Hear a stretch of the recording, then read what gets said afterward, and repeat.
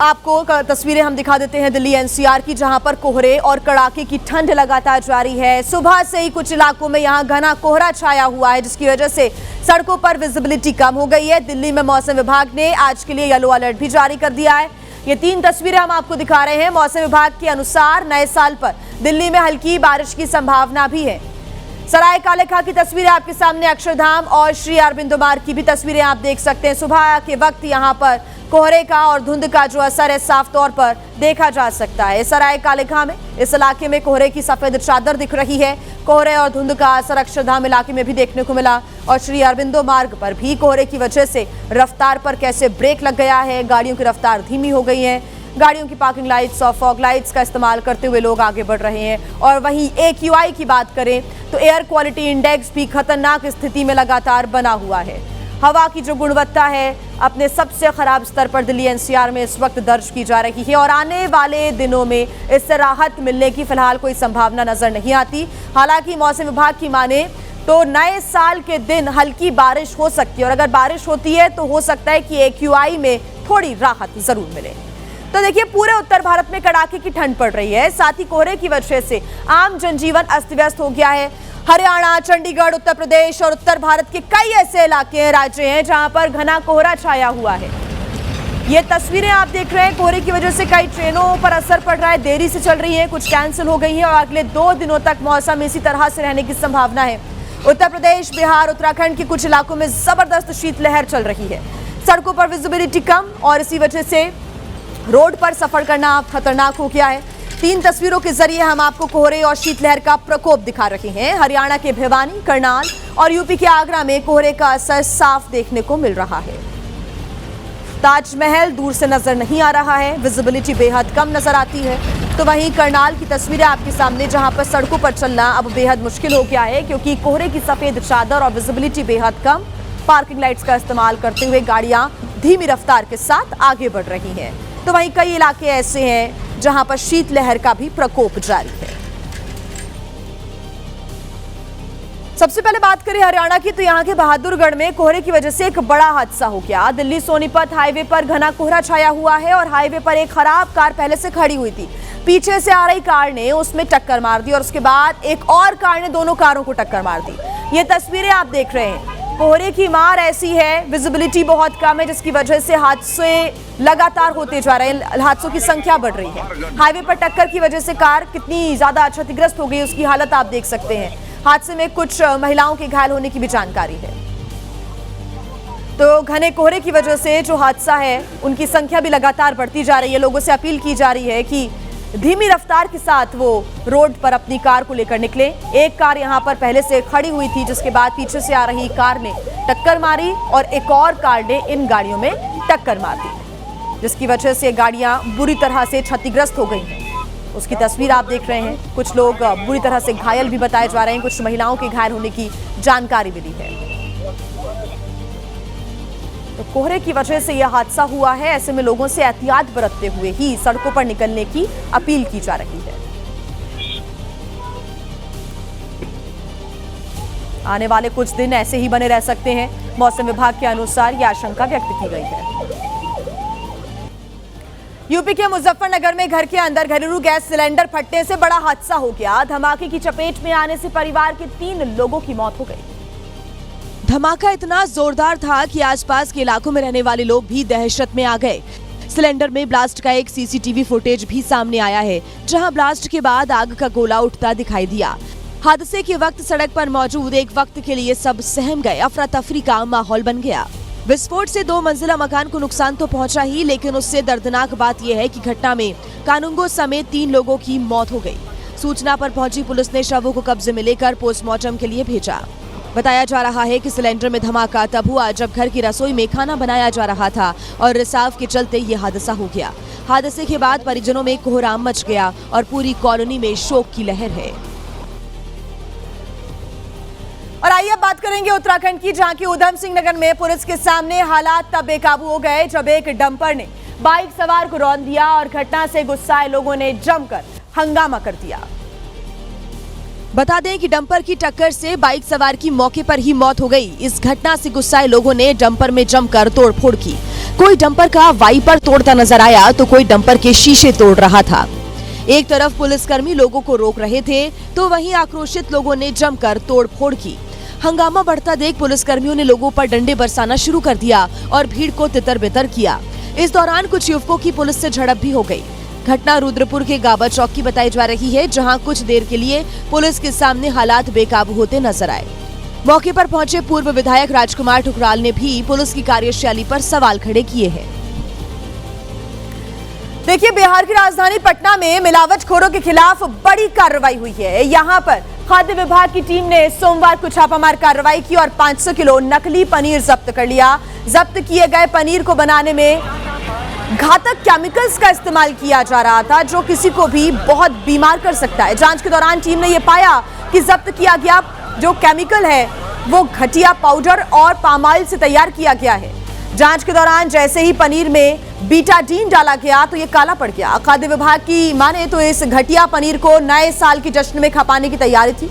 खाद्य विभाग की टीम की छापेमारी की खबर मिलते ही कई दुकानदार दुकान छोड़कर भाग गए, जहां पर कई दुकानों से जब्त 100 लीटर नकली दूध को भी नष्ट किया गया।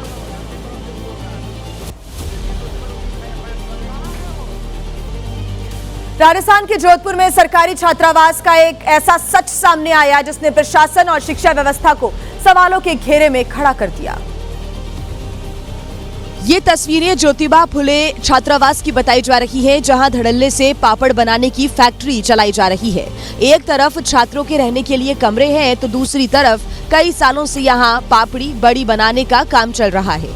ये मामला तब उजागर हुआ जब सोशल मीडिया पर एक वीडियो वायरल हुआ, जिसके बाद एबीपी न्यूज की टीम ने वायरल वीडियो की सच्चाई जानने के लिए ग्राउंड जीरो पर जाकर पड़ताल की। क्या आप क्या कर रहे हो यहाँ पे? कौन हो? मैं तो बाहर से आया हूँ। तो ये आपको पता है छात्रावास कौन बनवाता है यहाँ पे बड़ी? छात्रावास किसका, ये मुझे नहीं पता। चौंकाने वाला मामला तब सामने आया जब अवैध तरीके से चल रही फैक्ट्री को लेकर अधिकारी भी अनजान हैं। प्रकरण जो है मेरे संज्ञान में नहीं है कि अभी किसी छात्रावास का किसी व्यवसाय का कोई भी में कार्य लिया जा रहा है। अगर ऐसा कोई प्रकरण संज्ञान में आता है तो पत्रावली के सम्यक अवलोकन के बाद जो है जिला स्तरीय टीम इसकी जाँच करेगी और आगे जो भी नियमानुसार विधिवत कार्रवाई है वो करेगी। छात्रावास में अवैध फैक्ट्री के संचालन का मामला अब कहां तक पहुंचेगा ये कहना मुश्किल है, लेकिन एबीपी न्यूज की पड़ताल से कई सवाल जरूर खड़े हो रहे हैं। उत्तराखंड के हरिद्वार में जंगली जानवरों से रिहायशी इलाकों में दहशत का माहौल है। यहां पर रात के वक्त ज्वालापुर के बाजार में नीलगाय और बारहसिंगा घूमते हुए नजर आए।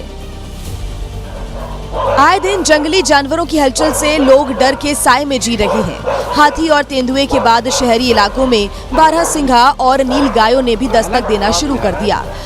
तस्वीरें हरिद्वार के ज्वालापुर कटहरा बाजार की है, जहां बाजार बंद होने के बाद सड़कों पर बारहसिंगा खुलेआम घूमता हुआ दिखाई दिया। साथ ही नीलगाय का झुंड भी देखने को मिला है। गनीमत रही कि बाजार बंद हो चुके थे, जिससे किसी तरह का नुकसान तो नहीं हुआ, लेकिन जंगली जानवरों को देखकर राहगीर और इलाके के लोग दहशत में आ गए। जंगली जानवरों की आवाजाही से वन विभाग के ऊपर भी कई तरह के सवाल खड़े हो रहे हैं। लोग इसे वन विभाग की लापरवाही करार दे रहे हैं। और आइए अब बात करेंगे बिहार की, जहां के बेगूसराय में उस वक्त अफरा तफरी मच गई जब चुनाव में जीत के जश्न में की गई आतिशबाजी की वजह से एक घर में आग लग गई। पटाखों की चिंगारी से एक घर धू-धू कर जलने लगा। देखते ही देखते आग ने विकराल रूप ले लिया। आसपास के लोगों में हड़कंप मच गया। लोगों ने आग पर काबू पाने की कोशिश की, लेकिन सारी कोशिशें नाकाम रही। सूचना पर पहुंची फायर ब्रिगेड की टीम ने कड़ी मशक्कत के बाद आग पर काबू पा लिया, लेकिन तब तक देर हो चुकी थी और घर पर रखा लाखों का सामान जलकर खाक हो गया। गनीमत रही कि इस हादसे में कोई जनहानि नहीं हुई। बताया जा रहा है कि आग तब लगी जब श्री विश्व बंधु पुस्तकालय चुनाव में जीत की खुशी में विजेता मनोज पोद्दार के घर पर जश्न मनाया जा रहा था। पटाखे फोड़े जा रहे थे, तभी एक घर में चिंगारी पहुंचने से आग लग गई। वहीं पीड़ित परिवार को स्थानीय जनप्रतिनिधियों और समाज सेवियों ने हर संभव मदद का भरोसा दिया है। और आइए बात करेंगे पंजाब की, जहां के लुधियाना में 2 इमारतों में आग से हड़कंप मच गया। आग की तेज लपटें देखकर लोगों के भी होश उड़ गए और कुछ ही देर के अंदर आग ने विकराल रूप ले लिया।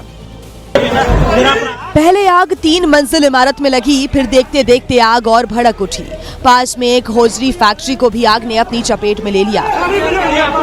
दोनों इमारतों में आग से इलाके में दहशत का माहौल बन गया। 15 मिनट के अंदर आग इतनी तेजी से फैली कि ऊंची ऊंची लपटें उठने लगी। आसमान धुएं से छा गया। लोगों ने आसपास के इलाके खाली कर दिए। फायर ब्रिगेड की टीम जब तक पहुंची तब तक आग और ज्यादा भीषण हो गई। एक गाड़ी भी आग की चपेट में आ गई। कड़ी मशक्कत के बाद टीम ने आग पर काबू पाया। आग लगने की वजह तो साफ नहीं हो पाई है, लेकिन आग से भारी नुकसान की संभावना जताई जा रही है। वहीं गलियों में, गोदाम और फैक्ट्री में इस तरह की घटनाओं से सुरक्षा मानकों पर भी गंभीर सवाल खड़े हो रहे हैं। लुधियाना की, जहां पर पुलिस के सामने से बदमाश भाग निकले और पुलिस वाले हाथ मलते रह गए। बीच बाजार में पुलिस ने बदमाशों को घेर लिया था। उन्हें पकड़ने का पुलिस के पास पूरा मौका था, लेकिन पुलिस ऐसा नहीं कर पाई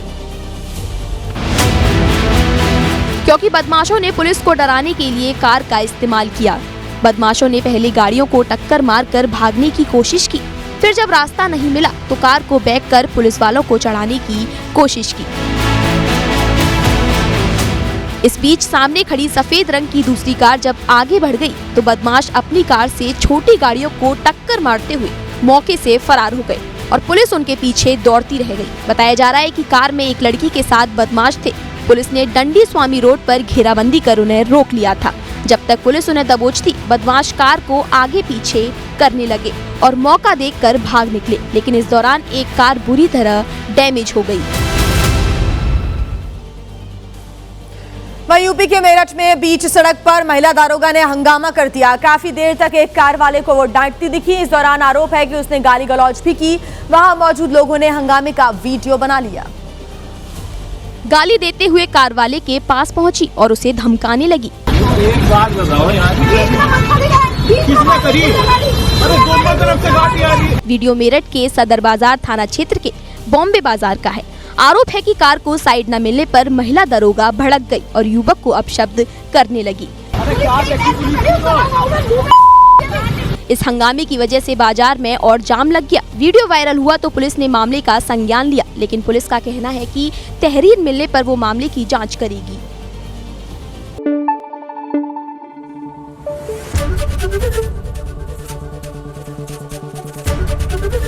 एबीपी न्यूज आपको रखे आगे।